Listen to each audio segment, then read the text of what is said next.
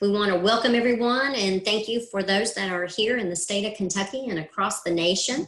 We were just mentioning that we've got some friends that continue to join us as we are doing our Zoom sessions. We hope that these 30-minute times really are perfect for you. That's our goal, is to give you some snippets of information and to put you one-on-one with experts like today's presenter, who's Tonda Thompson. She is one of our KCM treasures. And Tonda, I look forward to your session today. Okay, thanks, Kelly. First of all, the word expert kind of makes me a little bit uneasy because I feel like I'm a teacher who is constantly learning. So what I'm here to do is share with you what has worked for me in the past as a teacher, and hopefully that you can be inspired and maybe help some teachers that you work with as well. So a little bit about me. I'm very family oriented, as you can see there, and I love to travel. So that's why the two pictures of the family. So that's kind of hard right now being quarantined, but we do love to do things as a family, and I always have believed that you make memories instead of buying things. And both my kids are grown now, and I think they really have taken to that, making memories. So and also I'm an animal lover. I love my dogs. I have 4 dogs and 1 cat. So that's a passion of mine as well. And of course, as Kelly said earlier, is math. And I think why it resonates so well with me is because I was not that child going through school that math made sense. It didn't make sense to me. So it was not until 2005, with the goal of the Math Achievement Fund, that really I started to change the way that I thought about how kids learn math. Because when you figure out how they learn, then you can change your teaching to better fit them. It's kind of like before, we've always said we try to make the kids fit us and our teaching style. But when I came to realize that it was more about the child, and so how can we change to fit their needs? So it was 2005 when really, as a teacher, I began to grow a completely new pedagogy of how math works with elementary kids. So I'm excited to be here to share that passion. And so our agenda is we're going to look at some of the research. We're going to look at some of the MTPs. We're going to do some video viewing, which again, I'm not an expert. So when we watch the video, it's going to be a video clip of myself working with my granddaughter. And, it's not perfect. So that's what I say to even the people who I work with. I learn through errors as well and making mistakes. And that's how I grow myself as a teacher. So, but it's really powerful if you really want to see and you want to grow yourself, videotape, because sometimes we do things and say things that we actually have no idea that we're saying, or the kids are doing things that we don't pick up on. So it's really a great way to learn how to child watch.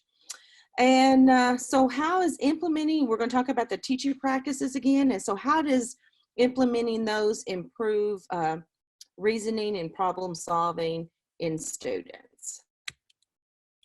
So where's the research? And I really like this because it came from the NCTM and in 2014, but it says the teaching practices based on knowledge of mathematics teaching and learning accumulated over more than 2 decades. So when we think about how long that we've known about good practices, and we still have so many people who are not using good practice today. We still want to fault the parents or the child or the teacher beforehand. But we know that represents a core set of high leverage practices and essential teaching skills necessary to promote deep learning of mathematics. So, the research is there that, yes, we have the Kentucky academic standards, or you've got your Common Core, or whatever your state has adopted, but it's the how we teach is just vitally important as well. So I got this, I was kind of looking at Robert Kaplinsky's blog actually yesterday or the day before, and he had these two Pinterest fails. And he was talking about the depth of knowledge. And I thought, oh my gosh, that goes perfectly with what we're going to talk about today. So when we're talking about why not just teach the Kentucky academic standards, why not just, because when I think about these two things, they're recipes, right? Recipes, how to make this wonderful Cookie Monster cupcake. And so we all get the same recipe, just like we have with the Kentucky academic standards. We all have the same recipe. But then at the end of the year, some of them turn out quite beautifully and others not so much. So why is that? Why is it that we all know what needs to be taught, but yet we don't all get the same results? So that's kind of what I wanted you to think about today is, why is that? We all know what we're supposed to teach, but at the end of the year, some of us come out maybe with this Cookie Monster cupcake that's beautifully decorated, and the other ones is like, okay, so I nailed it. So any questions about that? What do you think about even, why would this happen? So just kind of talk to me just briefly before we move on. What could stand in the way of the kids not all coming out as equal? Especially if we all teach the same and we all teach the same standards. Not all kids come in on the same level, and not all kids learn the same way. Okay, that's true. They don't all come in at the same level. You're absolutely right about that. What else? Kids have different experiences along the way, where some kids, their parents are working with them, helping to develop that conceptual understanding, and other kids only get what they're getting at school. Okay, yep. That's good. Thank you for sharing. Both of you, thank you for sharing. What else? What about the teacher? Do we all teach the same way? When I think of this as a teacher, so if it comes out this way, right, I'm going to change my experience. I'm going to learn from what I've done and reflect on that. And then the next time I do it, I'm going to, hopefully it'll turn out closer to these, what the picture of the Cookie Monster cupcakes looks like, right? That I'm going to keep changing and reflecting on my practice. Yeah. And I think that's kind of what happened to me back in 2005 is that I began to see maybe it wasn't always about the parents, because, we're going to see right now how good our parents are. And when I think about how difficult it is to teach math and all the different trainings that I have been through to think so deeply about how to get kids to think deeply, I'm really concerned about that. But in 2005 is when I really began to think about my own changes. What can I do as a teacher that's going to change the outcome? I can't control last year's teacher. I can't control the parents. I can't control if they do their work, if they don't. But what could I do that can change the way kids are thinking? And that's what we need to think about when we see the math teaching practices. As a teacher, we have a certain set of standards as well in which we should be delivering the instruction. So let's kind of, let's see, I don't know, something happened to that. Oh, there they are. Sorry, I'm going back one. So when we look at those effective math teaching practices, what are they? And do we even think about that when we're teaching a lesson? We know that kids should be actively involved and they have a certain set of standards, but do we think about ourselves as teachers that there are effective ways of teaching and there's non-effective ways? The same thing. We all know what has to be taught, but the how we do it. Are we establishing goals to focus the learning? Do the kids understand them? Are we implementing and promoting reasoning and problem solving? Do we use and connect mathematical representations? Are we facilitating mathematical discourse? So when we're talking about math talks, do we really understand the extent to which we want, it's not just I'm going to do a math talk for the sake of doing a math talk, but we're actually, the questions are going to be geared to a certain outcome in which I am expecting. And that goes to their post-purposeful questions. Are we doing that? Are we building procedural fluency from conceptual understanding? Are they supporting productive struggle in learning mathematics? Or are we just quick to tell the answer? And then are we elicit and use evidence of the student thinking? So when we think about that recipe that we all have, which is our academic standards, we all have the same recipe, but the outcome tends to be different. And yes, we can say they come from a very poor rural area, or, you know, they live with their grandparents, but it all comes back to what are we doing to change that? And I think that's where my passion lives, is because as a math intervention teacher, I worked with the lowest 15 percentile of the kids in our school district. And I'm saying first grade, because in our school, we believe that if you catch them early in first grade, then you're going to have less remediation as they go through.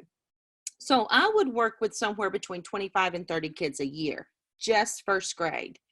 And so the success of changing how I do things, it was very successful. Was it 100%? No.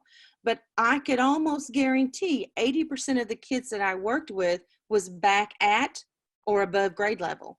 So I'm passionate about it because I know that it works, because, and I've always been one of those that says, well, let's try the lowest performing. You know, everybody says this is works. So I always like to play that devil's advocate. Let me pull the lowest kid. Let's see if it works on that child. And it did a lot of the times. There were some kids who were thought to be special ed in math, but they really were not. They just didn't have that understanding, and you have to change up. Just because you say, if you say it the same way, but just louder, it's still not going to make any sense to them. So making sure that we change the way in which we facilitate the math instruction. So let's look at the first one. And I'm only going to focus on 3 of them today. And one of them is establishing mathematical goals to focus your learning. And so the NCTM says that effective teaching of mathematics establishes clear goals for the mathematics the students are learning. And it situates goals within learning progressions and use the goals to guide instructional decisions.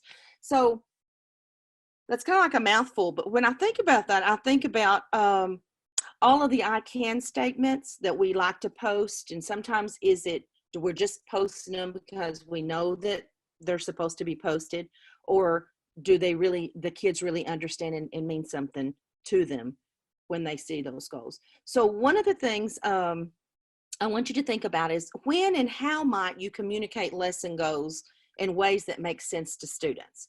So has anybody got something that they could share on when and how might you communicate those lesson goals so that it makes sense to kids?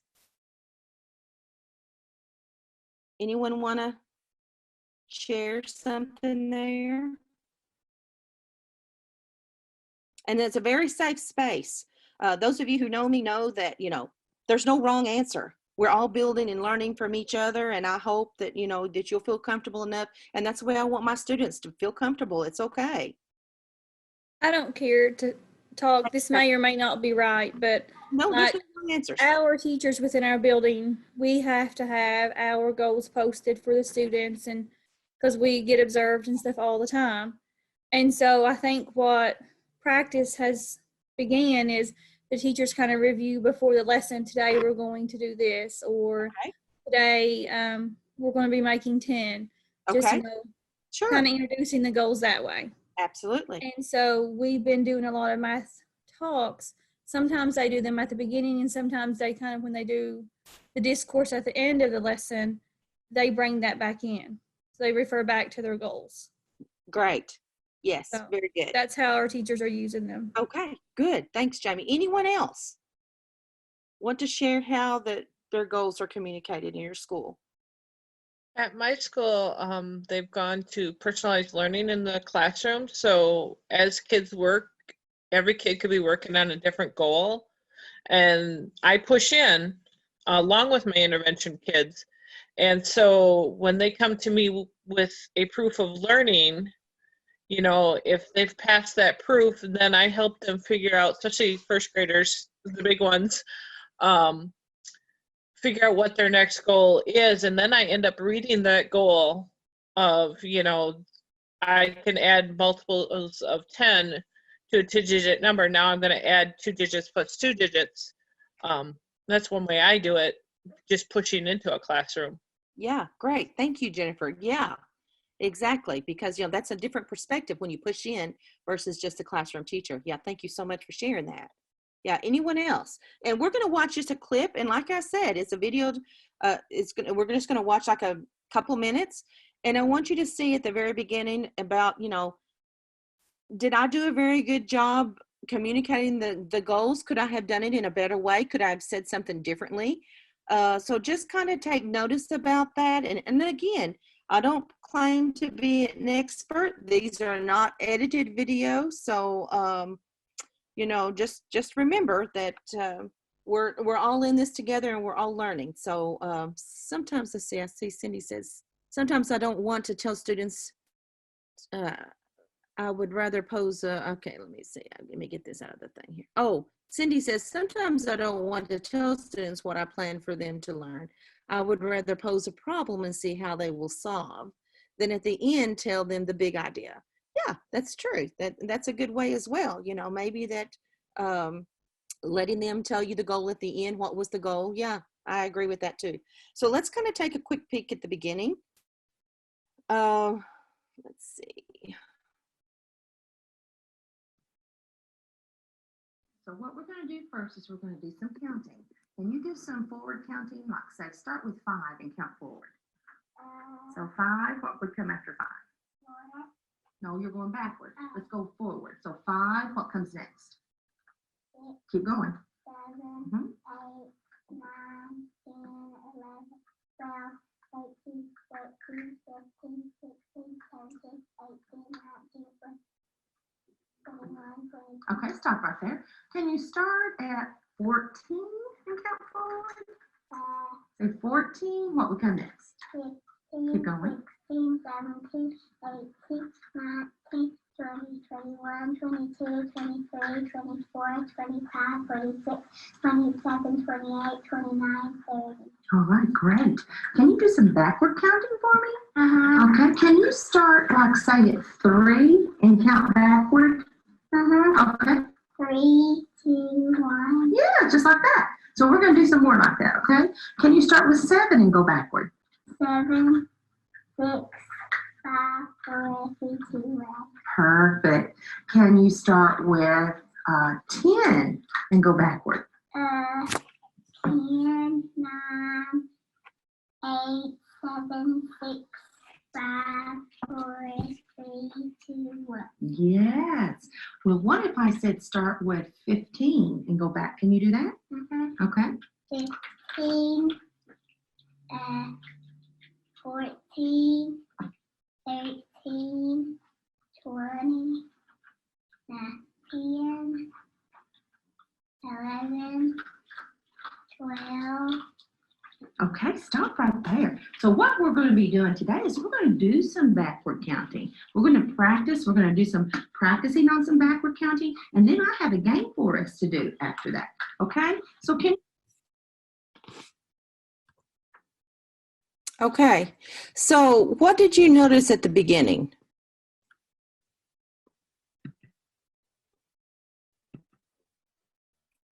Anyone want to? Can you hear me? Can everyone hear me? Yes, you're good. And you're so quiet. Okay, all right, but not back. So tell me what you noticed.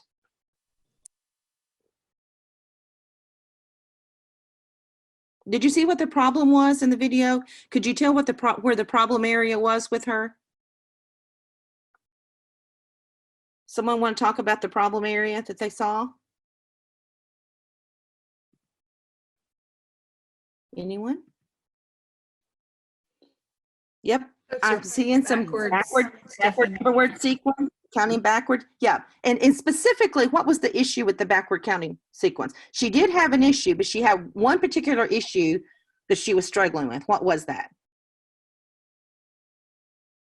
What did she call 12? Do you remember what she called 12? Called 12 a 20. Yes, she did. Yes. And so I had noticed that when or even earlier before this lesson, that because we were doing some counting, and I noticed that each time she was doing some backward counting, she would call that 20 12. So I kind of had an idea of that was what the issue was. So when I planned the lesson, I did do a little warm up to make sure, are we still having that same issue? And she did. So did you notice, was there a goal? Did she understand what the goal was going to be? Okay, Cindy, tell us a little bit about what you're saying there. I missed Julie's.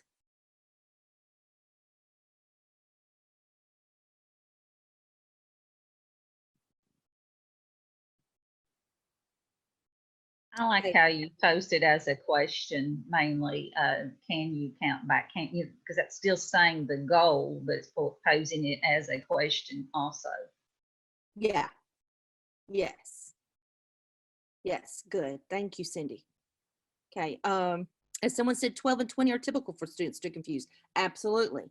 And I'm not sure if it's in this lesson or if it's the next future on lessons, but what you see is that she then begins to confuse in IDN, your team numbers and the reversal, which is very common as well. So she was seeing, she was having a little bit of difficulty with 13 and 31, 14 and 41. So then I do a lesson just completely on that ID in those to try to fix that as well. So yeah, and I think you're right. So we have to establish a clear goal, and you'll see this whole lesson, we're kind of working on that focus of fixing that issue, because when kids are, she's kindergarten student, you know, that skill is going to come back and haunt her if we don't fix that when she gets ready to do her addition and subtraction. So any other questions about that? Comments? So what about posing purposeful questions? That's another one that we have to think about as teachers is, you know, are we posing purposeful questions? Are the questions guiding us to where we want to go? Is the mathematics visible in our question? So let's kind of take a little bit, I know there were some questions already, but I do want us to watch another part of that. And I'm gonna see, no, it's continued on. So let's look at the questioning. So pay attention to the questioning this time. And I will forward that.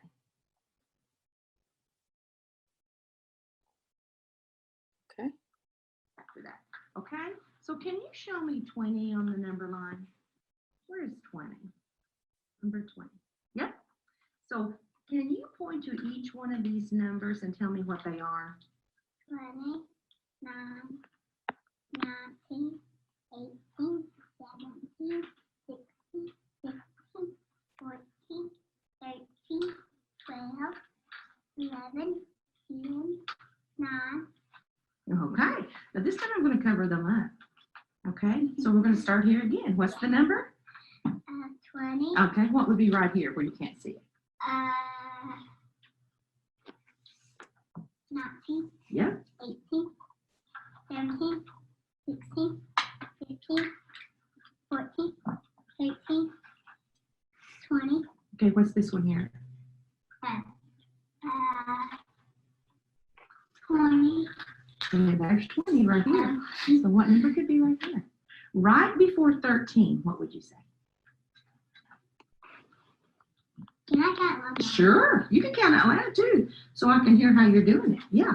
1, 2, 3, 4, 5, 6, 7, 8, 9, 10, 11, 12, 12. That's right. It is 12.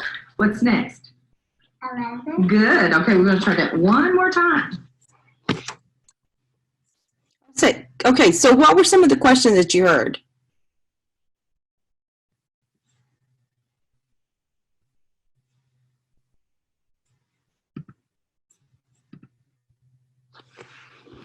What did you notice with the questioning? Did I tell her the answers when she got to 12 and she said 20? What did I do at that point? Did I say, nope, that's not 20, that's 12? No, you kind of pointed out, it's like, didn't you say 20 back there? And how can 20 be Here. Yeah, exactly. And that's one of the things that I did learn with all of the training and practicing is that I call it bailing them out. I could bail them out all the time and they still did not resonate. They still missed it. But every time if they self-corrected, they had to go back and find it, then it was like it didn't take very many times at all till it was sticking with them. Yeah. What else did you notice? I like how she noticed came that. up with her, her own Fun. way of fixing that problem, where she decided, oh, okay, can I go back and start with the running count? You know, asking permission for that. But yeah, she was the one who, you didn't give her any kind of suggestion of what she could do. Nope. And I just offered her the support there. So there's the support. Can you use the support that I have given you to solve that? And you're right, Bonnie, she did. She did drop back to 1. And so that's an important thing for me to, as the teacher, to remember too. Is she going to continue to drop back from 1, or is she going to fall back maybe to 10 and start moving her way up? But exactly, I allowed her to use the strategy that she had. Anything else? I think it was important that you made this statement that to her when she said that she'd like to count from 1, that you said, I'd like to hear how you're doing it. Because that's important to establish that rapport with the kids, that you need to constantly hear what's in their brain, what's going on, how they're figuring it out, so you can figure out what you need to do. But I just thought that was important that you spoke that to her and verbalized that you needed to hear how she was thinking. Yeah. And I think to kind of build on what you were saying too, is to, make sure that they have that safe space, that it's okay to do it your way, because now the next thing that I'm going to have to think about is, this is the best way that you have. How can I move you forward from having to drop all the way back? So instead of me trying to say, no, that's not the best way, it is, okay, now what can I do next? What's my next move in order to get her to move beyond that? So yeah, and you have to develop that safe space that it's okay. It's okay to make a mistake, or it's okay not to know. We're here to try to figure that out together. That's wonderful. You all have got some wonderful suggestions. Anything else? Anything else I could have done differently that you picked up on?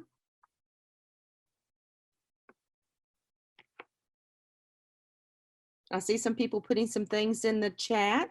Tonda, I wonder if you'd asked her to visualize what it looked like, because when you gave it to her to read, she read it. And I wanted to make sure that she could, that it wasn't an ID issue. So I let her see it first. Yep. And that's a good point, Cindy. Yeah, that's a good point. That would have been, interesting to see what she would have done from there. Yeah, thank you for that. Anything else? Okay, so let's look at the other one then. Support productive struggle. So when we're wanting kids to become good at reasoning and thinking for themselves, what might we do as a teacher that would get in the way of them becoming good at reasoning and thinking for themselves? What is it that we would do as teachers, not meaning to cause any harm, but what might we do that could cause some harm for that to happen? Always naming the number that they're skipping for them. And I see that a lot. Actually, people who I know better, but you get caught up in the moment and you just can't stop yourself and go, is that 12? Really? It's 20, instead of letting them do it on their own. Yeah. Absolutely. And you're exactly right. And that we call that wait time. That wait time is so, so important, that allowing kids to either think about it, visualize it, like Cindy said, in our mind. What are we thinking? Doing some kind of counting. But if we get so caught up that we have to bail them out every time, we're interrupting their thought process, and they're not going to learn how to reason and problem solve, because they're waiting for someone to bail them out. So another thing is, what kind of support might students need in order to determine for themselves the correctness of their thinking? So what kind of support might they need? Tonda, the manipulatives play a very important role for the students. I saw you had the kind of number line that had the numbers on it, and again, color coding them in the sets of 10, give those visual clues. I think flexibility in doing that, so not always relying on one tool, is important too. But you used, you know, a lot of tools so that kids can see it, touch it, feel it. Very nice. Absolutely. And I agree so much, Kelly. And it's like you said, using different types of settings. Don't just continue to use the same one all the time. And for those of you who are not familiar with it, we call them numeral rows. And they're the 2 different color. And the reason is that because the first thing we want kids to be able to do is to know the number families. And that helps them then, once you know the number families and you know which one of the number families come first, which one comes last, then you can question to help them to figure out their own answer. But if they don't have that skill, then it's almost like they're just pulling from the air. And I know you've heard kids say before, 49, 70, 71, because they have no idea the sequence of the families, what comes out. And then when I have kids who do that, I'll say, we've talked about the number of families, what comes after the 40s? And if they do not know, I'll say, get the numeral out, let's look at them. And then they go back and say that again. So it's really a nice support when you're starting with kids that young. And so like Kelly said, when we're beginning, I definitely use the 2 color, but then after they get pretty good at that, look at the difference between this numeral row. There's no support here. It's just a numeral row. So here, there's no support. They can be ready for that after they're really comfortable with the number families. So there's one more part of the support productive struggle that I wanted you to look at in the video to see if I'm giving her enough wait time. Oops. Uh-oh. There it is. While you're looking for that, I just want to say I love the numeral row.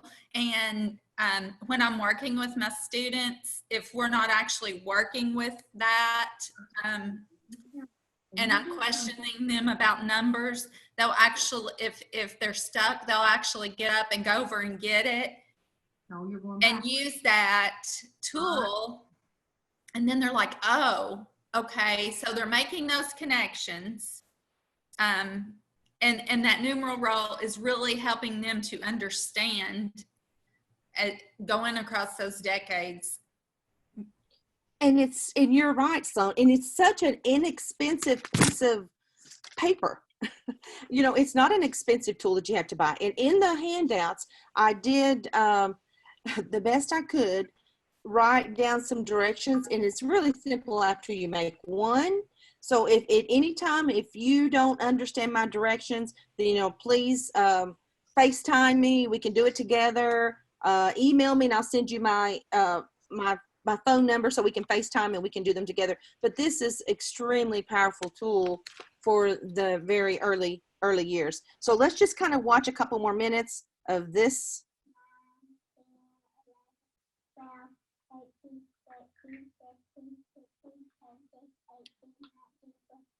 Let's see, that's for some reason, that's not where I need it. Good. 11. Mm-hmm. Good. Keep going. 9. Mm-hmm. 8. 7. 6. 5. 4. 3. 2. 1. That's right. Good job, you 5. Okay, so we're going to do some more counting like that, but this time we're going to use these little doors. And I also have the directions how to make, we call these numeral tracks. Number right here. So can you tell me that number? 11. 11. So what do you think's right here? 12. Okay, you want to check it? Open the door. Okay, what about next? 13. Check. Next. You gotta say it before you open it. 14. Check. Good. What about here? 15. Here. 16. Good. What's here? 17. Good. Gotta say it before you open it. 18. Okay. Here. 19. And here. 20. Yay! Okay, now I'm going to close them all up except for this 20. And let's see if we can go backward. So what are we right here? 20. So what do you think's right here? Nothing. Open it. Good. What's next? 18. Good. 17. Good. Keep going. 16. Keep going. Good. What's here?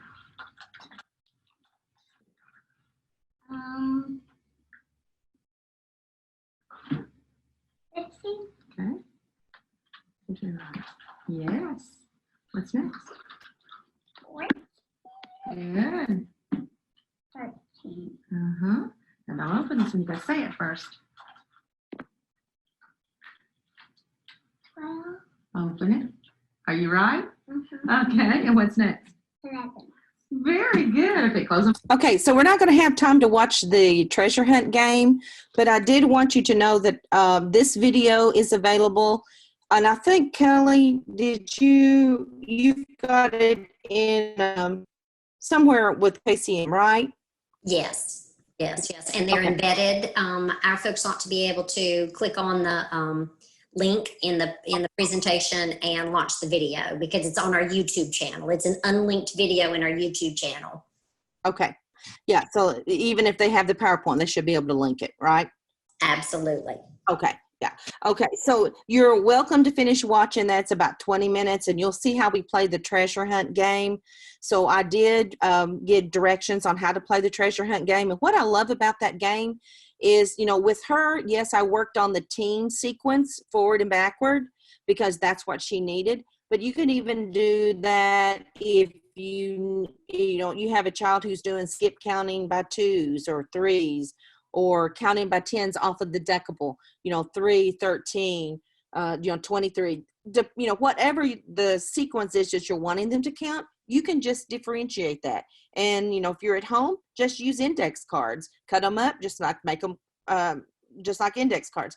But you can continue to watch that sometime and kind of see on your own how that works and just basically, a vision for teachers as facilitators of students learning. And so I hope you kind of got an idea of seeing that, as teachers, we are working way too hard trying to drill everything into kids' head when we should be seeing how can we facilitate the learning and then taking notes of what's our next step. I see the child is making a counting error. So how can I fix that? How can I pull that child to the side and how can I fix that? So, and if anything with your teachers, if you have to do a PLC anytime soon, talk about those teaching practices and, are they using those in the classroom and how can you support them in that type of learning? So the shared materials, you will see how to make the numeral row. And like I said, it may not be the best directions,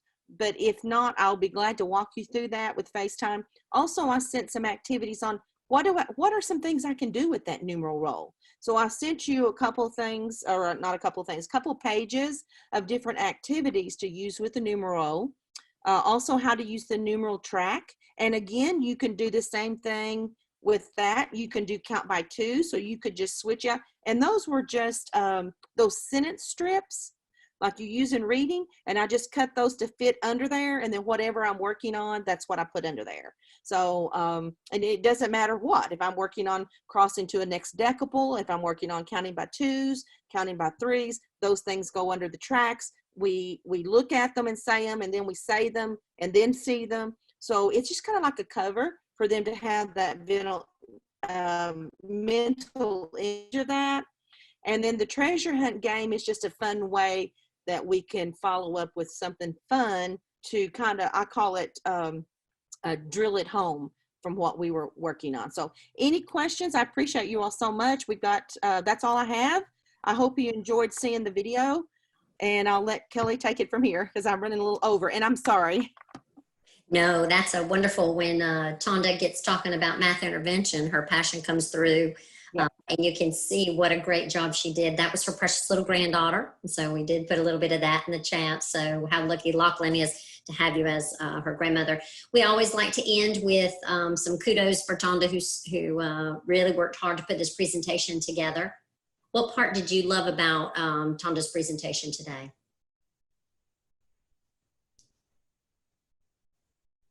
Tonda, in the chat, people are saying that they enjoyed the sessions. We love to unmute for Tonda to hear your voice. I think it's, which Tonda trained me, and so I'm familiar with those three, but it's always great to see another way of using those tools, refreshing my memory and thinking, oh, I need to do that, and ask deeper questions. But I was going to say, when she was talking about the numeral roles, I made those and sent those home with my kindergarten and first grade students. Good. And the parents will call me and they'll be like, my kid loves this tape measure. Yes. Like, okay, it's not a tape measure, but let's talk about how we can use it. So thank you, Tonda. Great job. Thank you. Thank you, Sloan. Tonda, great job linking those math teaching practices that we really do believe that pedagogy is the change agent in the classroom. So tomorrow we have Jackie Dameron. We want you to remember that that tomorrow is Friday, and we hope that you'll join us on that special Friday, because we have Jackie Dameron who will be sharing her expertise. Jackie is from Pikeville over there in Eastern Kentucky, and you won't want to miss it. So we'll see you guys tomorrow, 2 o'clock, same time. Thank you, Tonda. Thank you. Thank you guys for staying with me. Thanks.